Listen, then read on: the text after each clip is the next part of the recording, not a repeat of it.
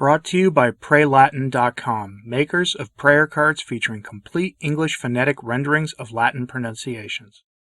We're getting a good picture of what the game plan is to end the traditional Latin Mass and the traditional form of the sacraments, what their plan is for the modernists in Rome. But beyond that, we're getting a clearer picture now more than ever before that what the men who serve Francis really want is not reverent worship, but a human-centered worship, one that is filled with the emotiveness we've come to see as a characteristic of our time.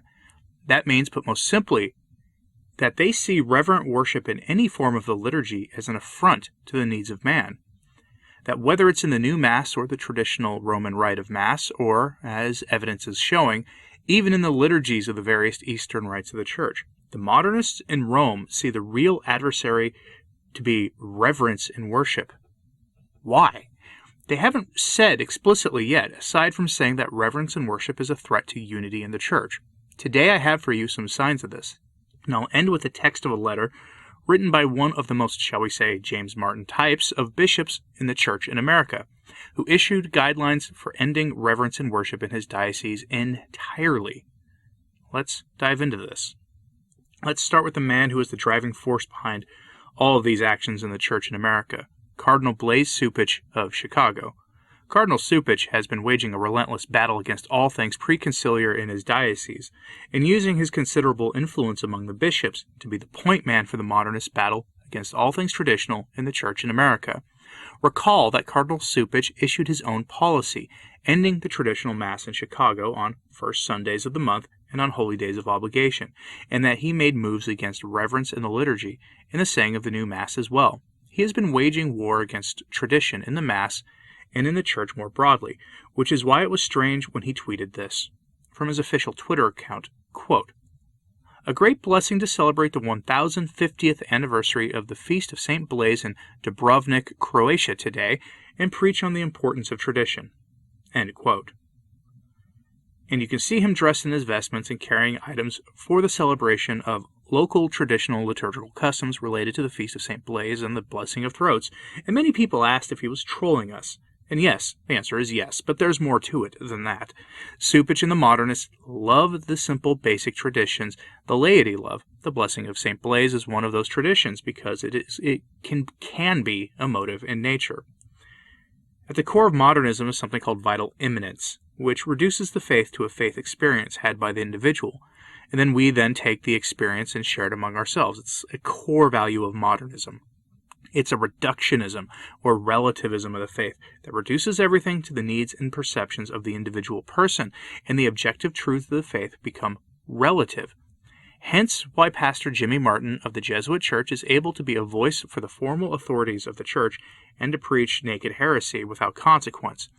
Thus, when Cupich talks about the importance of tradition, he is speaking in favor of those traditions of the Church that promote this emotiveness in the faith, and against those of traditional Catholicism, which require at the most basic level that we put aside our own personal experiences and individual needs for right-ordered worship and service to Christ the King. So Cupich can preach to an audience who doesn't know him at all in Croatia about the importance of tradition and keep a straight face while doing it because he does believe these smaller liturgical traditions that feed the faith experience needs of individuals to be important. The traditions that they cannot stomach are the ones that surrender the self to Christ. When we kneel to receive our Lord in the most blessed sacrament of the altar, we surrender ourselves in an act of adoration. We submit to the reign of Christ the King over our very being. We submit ourselves fully to Him. When the Mass is said in a manner in keeping with what the Church always taught as a right-ordered way of giving God His due, using sacred languages and with the priest adorned in sacred vestments and the rest, we acknowledge that worship of God is to be something set aside, set apart from the rest of our daily experiences. That what we are engaged in is important, something truly special that must be treated as if it was the most important thing in our lives. And this is what the modernists are at war with. They will accept all manner of liturgical abuse. They will accept clown masses and charismatic masses and all sorts of silly things that would never have been recognized as Catholic in nature before that they will accept anything that requires the surrender of self to Christ, a recognition that man is not the center of all experiences in life. They will never accept placing God at the center of all things in the Church. They can't do that because modernism is a heresy, and modernists don't have the faith. I remember when Traditionis Custodes was issued last summer that there were a fair number of people who still, for whatever reason, gave Francis the benefit of the doubt. I know, I thought we were all past that at this point, but they continued to do it. They saw that the document called for decorum to be observed in the Mass, that the Mass was to be said in a way fitting for the Mass, and people thought that meant that Francis was finally going to act against liturgical abuse that is widespread in the Novus Ordo. Then we saw the policy out of the Archdiocese of Rome, which ended not only the traditional liturgy on First Sundays and Holy Days of Obligation, but also ended at Orientem Mass and took action against the reinsertion of traditional practices in the new Mass. And then we all witnessed that policy spread to the United States and Western Europe. Decorum to Francis and the Modernists is not to have reverent worship, but to keep the Mass focused on the unity of the community, the worship of man, and the needs of man, and not on the rights of God.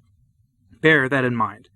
In the letter which follows is from the Bishop of Lexington, Bishop John Stowe, who is a notorious bishop, by the way, where he issues his version of the Rome policy for his diocese. Only the FSSP will be permitted to say the Apostolic Mass, and he bans reverent forms of the new Mass. For those who don't know what a biretta or a maniple are, a biretta is the black hat worn by the priest through most of the history of the Roman rite of Mass, going back to ancient times in one form or another. And the maniple is the strip hanging from the left arm of the priest worn during the traditional liturgy, and it has its own theological importance, as does everything else worn by the priest. You'll notice something in this letter, though. The big concern is unity in worship, and the big adversary to that unity is reverent worship. I haven't presented a letter on banning the Latin Mass for a while because they get repetitive, but this one is illustrative of what we can expect to see more of as we head towards Ash Wednesday. So now, here is the letter of Bishop John Stowe. Quote, Guardians of Tradition, Traditionis Custodes, celebration of the liturgy in the Diocese of Lexington. On July 16, 2021, the Holy Father, Pope Francis, issued the motu proprio decree, Traditionis Custodes, concerning the use of the Roman liturgy as it was celebrated prior to the reforms initiated by the Second Vatican Council.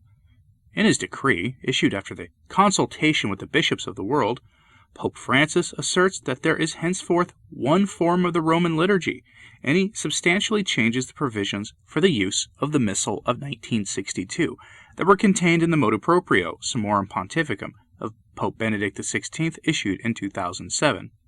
As the Holy Father makes clear, there is no precedent for permitting two forms of the same rite in the Church to be in use simultaneously. The ongoing use of what was formerly referred to as the extraordinary form has emphasized rather than diminished the divisions within the Church according to the feedback received from the world's bishops. Sorry, because it's not true. Pope Francis states that the constant search for ecclesial communion is the motivation for the new directives contained in Traditionis Custodes. The significant feature of it is its emphasis on the role of the diocesan bishop as moderator, promoter, and guardian of the liturgical life of the diocese. This is not limited to the regulation of the preconciliar celebration of the Mass, but applies to all liturgical celebrations in the local church. The issuance of this motu proprio provides an occasion to review the unity of our form of celebration in the diocese in accordance with the norms of the universal church. One of the principles of the latest iteration of the general instruction of the Roman Missal is that the liturgy is not the private property of the priest celebrant, but celebrated for the good of the whole church. It is not the prerogative of the priest celebrant to impose personal taste or preferences upon the celebration of the Mass, although there are places within the liturgy where the rubrics permit some variation at the discretion of the celebrant. The following paragraphs divided into sections referring to the use of the Missal of 1962 and to the celebration with the current Missal set forth my directives for the celebration of the Mass in the Diocese of Lexington and will be effective as of Ash Wednesday, the 2nd of March, 2022. Celebration of the Mass according to the Missal of 1962. Traditionis Custodes instructs the bishops of dioceses where there are groups that use the preconciliar form of Mass to 1. Determine that these groups do not deny the validity and legitimacy of the liturgical reform. 2. Designate one or more locations where the celebration of the preconciliar Mass outside of parish churches and without creating new personal parishes. And 3. Establish the days on which such celebrations may occur, in which the readings are proclaimed in the vernacular according to official translations for liturgical use approved by the Bishops' Conference. The bishop is also to appoint a priest suitably prepared to celebrate the Mass according to the Missal of 1962, and provide pastoral care of the group which celebrates this form. He is not to authorize the establishment of new groups, and to determine whether or not to retain parishes erected for the benefit of these groups. Shortly after the issuance of Traditionis Custodes, I met with Father Mark Fisher, FSSP, chaplain to the Regina Pacis community in the diocese. Father Fisher, as a member of the priestly fraternity of St. Peter, assures me that as a member of that institute he is committed to the unity of the Church, and that as a community, Regina Pacis does not deny the legitimacy of or the validity of post-Vatican II liturgies. He agreed to discontinue the celebration of the pre-conciliar Mass at St. Peter's downtown, and I have authorized the continuation of the celebration according to the 1962 Missal at St. Francis de Sales Church in White Sulphur. As of the date of issuance of Traditionis Custodes, Father Mark Fisher is the only priest in the diocese authorized to celebrate according to the Missal of 1962. No other priest has requested authorization to do so. Such authorization is required according to the motu proprio. Priests can no longer presume to celebrate in this form as under previous directives. The diocesan bishop is even required to consult the Holy See before giving authorization to any priest ordained after the 16th of July 2021, the date of the motu proprio. It is clear from Traditionis Custodes that the Holy Father sees the continued use of the Missal of 1962 as a temporary need in the Church. It is not to be promoted, nor should there be attempts made to expand its usage. The idea of two complementary forms of the same Roman Rite as decreed in 2007 is no longer considered workable in light of the need for unity in the Church. The letter from Pope Francis to the bishops of the world, issued on the same day as Traditionis Custodes, stresses the need to guide the whole Church to a unitary celebration of the Mass. Celebration of the Mass according to the third edition of the Roman Missal, 2010. Article 2 states forthrightly, it belongs to the diocesan bishop as moderator, promoter, and guardian of the whole liturgical life of the particular church entrusted to him to regulate the liturgical celebrations of his diocese. That letter addressed to the bishops which accompanied the motu proprio also states, I ask you to be vigilant in ensuring that every liturgy be celebrated with decorum and fidelity to the liturgical books promulgated after Vatican II without the eccentricities that can easily degenerate into abuses. I am afraid that such eccentricities occur throughout the diocese, and within the description I would include the addition of rites and gestures that are not included in the Roman Missal. For example, priests and ministers kneeling at the foot of the altar during the introductory rites, the alteration of the text of the Eucharistic prayer by the celebrant, the use of vesture previously discontinued, such as birrettas and maniples, and unauthorized adaptations on the posture for receiving communion, kneeling at the communion rail. Of more concern is the celebration of the Mass ad orientem, especially when done because of the preference of the priest celebrant. Therefore, as of Ash Wednesday, 2nd of March of this year, there are to be no ad orientem celebrations of the Mass with a congregation in the Diocese of Lexington. The use of the birretta during the celebration of Mass, as well as the use of maniples, is to be discontinued. The norm for reception of communion is to be standing. However, communion is not to be denied to individuals who insist on kneeling to receive. There should be no additions to the rites already contained in the order of Mass. End quote. As you can see with that letter's text, the modernists are dead serious. Kneeling for communion is specifically called out as a harmful thing to the unity of the faith.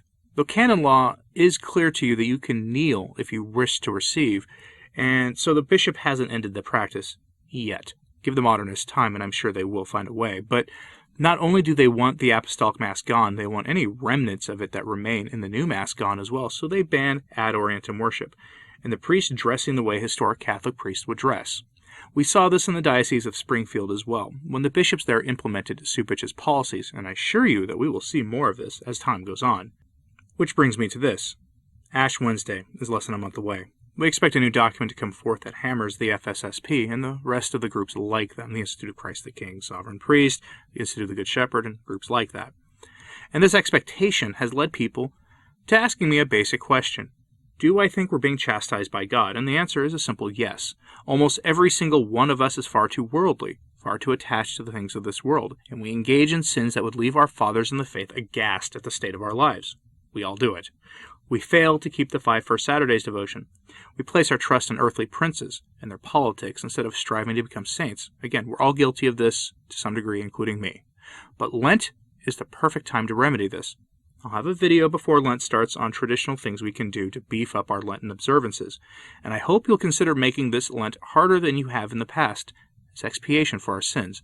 It is the season of sackcloth and ashes, and there is no better season of penance than Lent. What did you think of all this? Is Cupich's trip to Croatia rather strange by itself, and his statements about tradition? Am I on the money about his statements about tradition? Is Bishop Stowe's decree a sign of things to come for the rest of us? Let me know in the comments, please. And like and subscribe if you haven't. It really does help. As always, pray for the Church. I'm Anthony Stine. Ave Maria.